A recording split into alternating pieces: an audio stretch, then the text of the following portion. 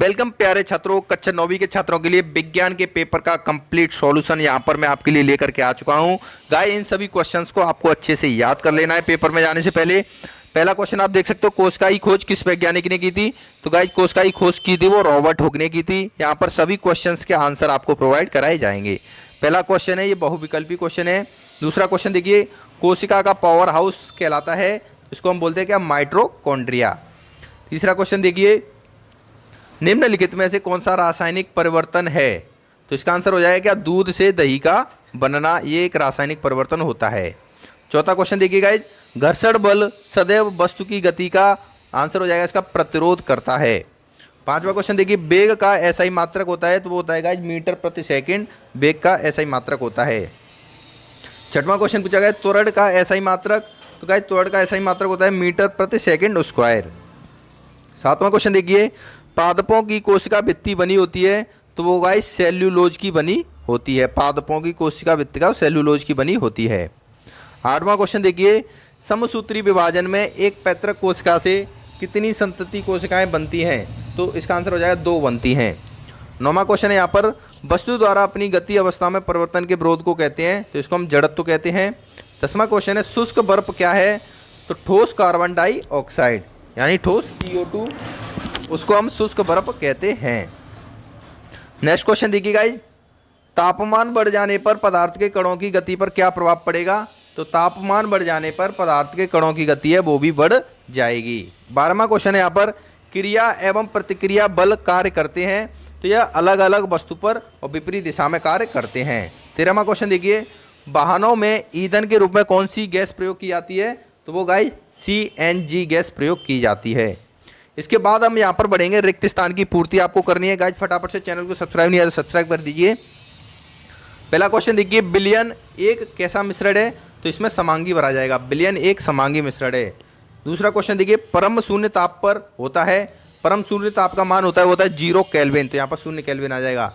तीसरा क्वेश्चन देखिए, आसुत जल विधि से प्राप्त किया जाता है, तो गाइस आसुत जल है वो आसवन विधि से प्राप्त किया जाता है, यहाँ पर क्या आएगा? आसवन।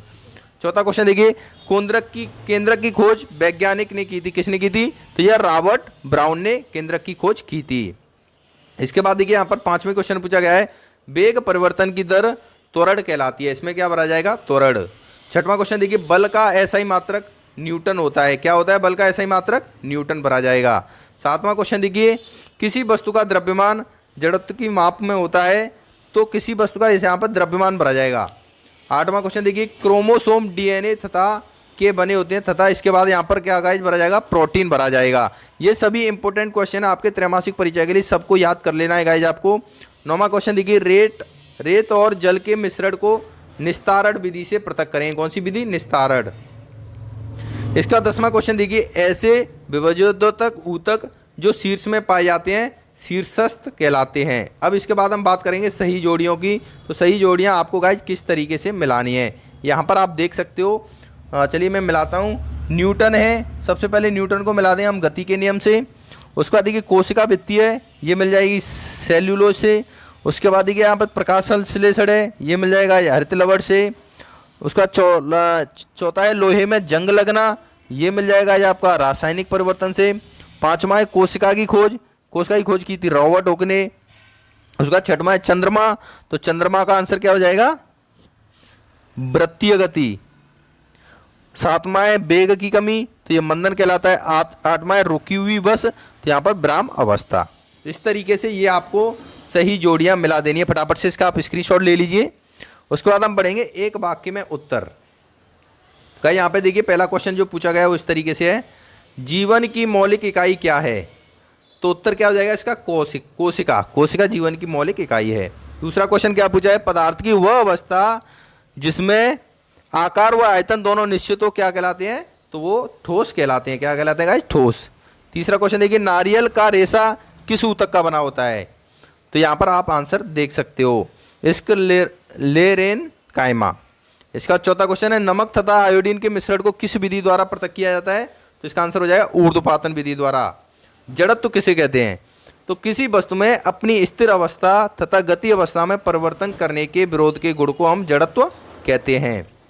गाइस इन सभी क्वेश्चंस को फटाफट याद कर लेना, नोट कर लेना। एंड चैनल को सब्सक्राइब किया तो सब्सक्राइब अवश्य कर देना। उसके बाद देखिए संवेग किसे कहते हैं, यहाँ पर संवेग किसे कहते हैं, छठवां क्वेश्चन है। तो किसी वस्तु के द्रव्यमान तथा वेग के गुणनफल को उस वस्तु का संवेग कहते हैं। सातवां क्वेश्चन देखिए प्रोटीन का संश्लेषण कोशिका में कहाँ होता है, तो वो राइबोसोम में होता है। आठवां क्वेश्चन देखिए विलयन किस प्रकार का मिश्रण है, तो गाइस विलयन समांगी मिश्रण है। उसके बाद नौवें क्वेश्चन की बात करूँ, एटीपी का पूरा नाम लिखिए, तो एडिनोसिन ट्राइफॉस्फेट होता है। मस्तिष्क में स्थित ऊतक, तो ये तंत्र का ऊतक कहलाता है। इसका 11वां क्वेश्चन है औसत चाल किसे कहते हैं, इसका आंसर आप अपने आप लिख सकते हो। लाइसोसोम को आत्मघाती थैली क्यों कहा जाता है, ऊतक को परिभाषित कीजिए, निलंबन क्या है। ये सभी क्वेश्चंस के आंसर आपको अपनी बुक में इजीली मिल जाएंगे, तो गाइस इनके लिए आपको परेशान होने की बिल्कुल भी ज़रूरत नहीं है। इसके बाद देखिए यौगिक किसे कहते हैं। उसके बाद गाइस नेक्स्ट क्वेश्चन है यहाँ पर, किसी भी पदार्थ की अवस्था परिवर्तन के दौरान तापमान स्थिर क्यों रहता है। गोल्गी उपकरण के 2 कार्य लिखिए। जंतु एवं पादप कोशिका में 3 अंतर लिखिए। उसके बाद देखिए मिश्रण एवं यौगिक में 3 अंतर लिखिए। समांगी और विषमांगी मिश्रण क्या है। गति के प्रथम समीकरण की स्थापना कीजिए, जो कि b बराबर u+at होता है। इसके बाद देखिए नेक्स्ट क्वेश्चन क्या है, समसूत्री एवं अर्धसूत्री कोशिका विभाजन में आपको अंतर लिखना है। तो यहाँ पर मैंने आपको क्लास 9th का साइंस के पेपर का कंप्लीट सॉल्यूशन प्रोवाइड कराया है। गाइस वीडियो को लाइक करके चैनल को सब्सक्राइब अवश्य कर देना।